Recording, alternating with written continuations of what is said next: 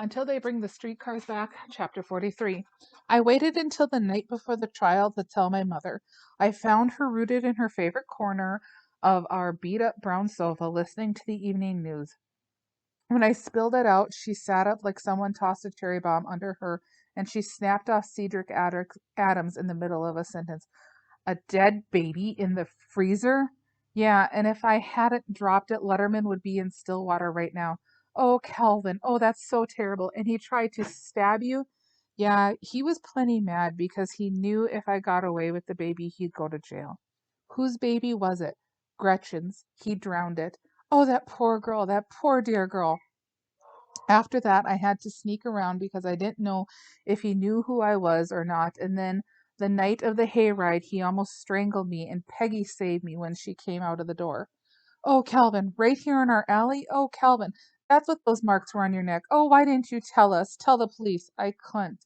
And then I told her about my plan, rat trap, the whole thing. Her mouth hung so wide open, I thought she dislocated her jaw. That's why you stole the liquor? That's why you went to jail? She caught her breath. Oh, Calvin. Oh, Calvin. Why didn't you tell us? Why didn't you tell your father? I wanted to. I tried. I squirmed in my father's favorite chair. I couldn't, or it wouldn't have worked. Dad would have told the cops or something, and Letterman would get away. She looked at me like I'd just flown in from Mars. How on earth did you ever think of such a thing? I don't know. The police wouldn't do anything unless they had evidence, and there wasn't anything after I dropped the baby, and I had to do something. Well, you certainly don't have to get mixed up in the trial. You've done enough, Kelvin, more than your share. If I don't, the man will get away with murder, Mom, and he'll come back and kill Gretchen. Let the police take care of him. They certainly, that's why they needed me to tell about the baby. Kelvin, your father told you 1,000 times to leave well enough alone, and here we are. Remember what Dad did for McCluskey's dog? That's different. That was a dog he felt sorry for. Gretchen's more than a dog. My mother moved her lips like she was going to say something, but she couldn't come up with anything, and then she sagged back into the sofa and sighed. Oh, Lord, I'm hoodooed. I'm just plain hoodooed. In my new brown graduation suit, my perfectly ironed white shirt, and my wide red tie, I sat nervously on a wood bench outside the courtroom, watching people in the courthouse hallway. Footsteps on the marble floor sounded like they were in a cave, and except for the cops in uniform, I couldn't tell the crooks from the good guys. The longer I sat there, the more I felt like I was on trial. But Mr. Brown promised me he wouldn't ask about the liquor or the stolen car, taking the chance that Letterman's lawyer hadn't figured that all out. But I knew I had to tell the truth no matter what they asked, and I was shaking in my boots. Geez, I saw Mr. Rogers, the school counselor, coming along the hallway in his baggy tweed suit, looking like he was lost. When he saw me, he smiled and came bombing over to the bench. Hi, Cal. This is the place, right? Yeah, this is it. I felt embarrassed to see him, and he just stood there with his hat in his hand. How's it going? He said. Oh, I don't know. I think Gretchen was first. I haven't gone in yet. Cal, I wish I could have been more help to you. A policeman pushed through the swinging doors and looked at us. Calvin Gant? Yeah, I said, and I got up. That's me. Come with me. The cop held the door, and I took a deep breath and shrugged at Mr. Rogers and forced my legs to walk. I followed the policeman down the aisle between empty rows of pews, and it felt like I weighed 500 pounds. The people in the courtroom turned their heads and looked at me like I was going to be hung. Because of all the bad stuff that Letterman did to Gretchen and her family, the judge had agreed with the county attorney to a closed trial. Tom Brown looked kind of nervous at a table on the right, and a bunch of people sat along the far wall in the jury box, and I was really glad to see that the black-haired judge wasn't an old cogger who'd given me 30 days. The policeman led me through a low wooden swinging gate near the front, and my stomach knotted, and I sucked for air. Otto Letterman was sitting at the table to the left, not 6 feet away. I could smell the guy's breathing down my neck, and I turned to Mr. Brown's friendly face. Relax now, Cal. They'll swear you in, he said as he held my arm for a minute. Relax, the guy must be a comedian on his days off. I had to walk right in front of Letterman on the way to the witness stand, and a guy there had me put my left hand on a Bible and raise my right hand. And I never heard what he said, but I said I do. My heart was thumping, and I sat in the chair like I was in the pulpit, higher than everyone but the judge. And all the faces looked at me like they were expecting a sermon or something. I tried to look at Mr. Brown on the other side of the courtroom, but Letterman's face was like a splinter in the corner of my eye. Before I could force a swallow down my throat, Mr. Brown was standing by his table and asking me questions. I got this first one right. I did remember my name. I told I told him how I talked to Sergeant Riley and Mr. Rogers without letting on that it was Gretchen I was talking about. Gretchen showed me bruises on her leg 2 different times, I said. When I told them I'd found a baby in the freezer and how the man chased me with a knife, Mr. Brown surprised me. Cal, do you see the man who chased you with the knife in the courtroom? Yes. Would you point him out to the court?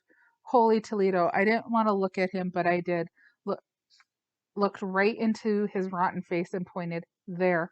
Letterman stared at me and his eyes were like a rat's, and they said, I'll get you. I have no further questions for the witness, Your Honor. The judge looked at the young blond guy sitting next to Letterman.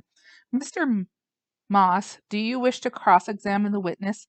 Not at this time, Your Honor, he said, but we request the right to recall him at another time. So granted, the judge said and turned to me. You may step down. I hurried past Letterman, afraid he'd grab me, and Brown smiled and nodded towards the center aisle. I pushed through the swinging gate and hightailed it for the door, feeling pretty good that I'd done it. But when I got into the hallway, a policeman said I'd have to hang around in case the defense recalled me, and it felt like he'd knock the wind out of me.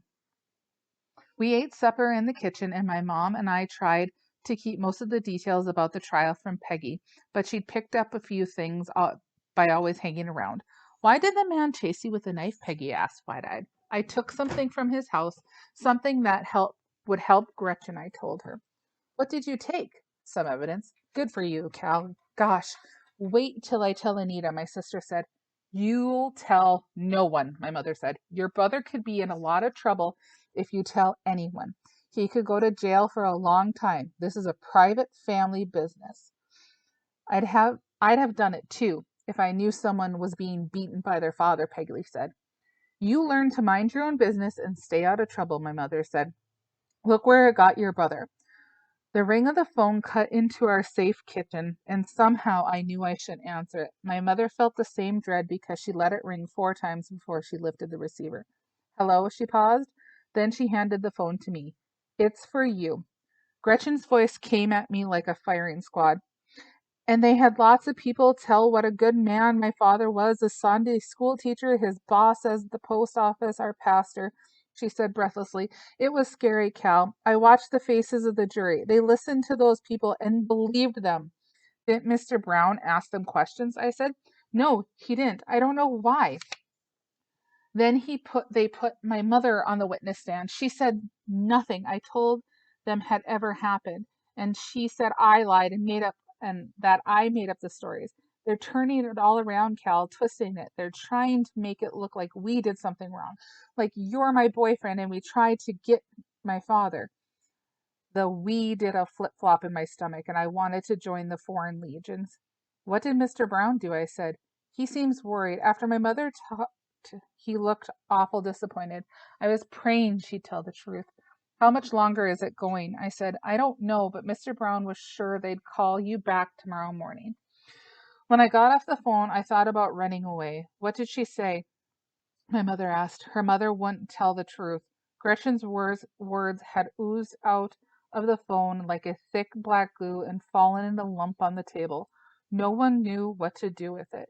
Finish your supper, Cal, my mother said. I'm not hungry. I was sitting on my bed and worrying about tomorrow when Peggy came to my door on her way to bed.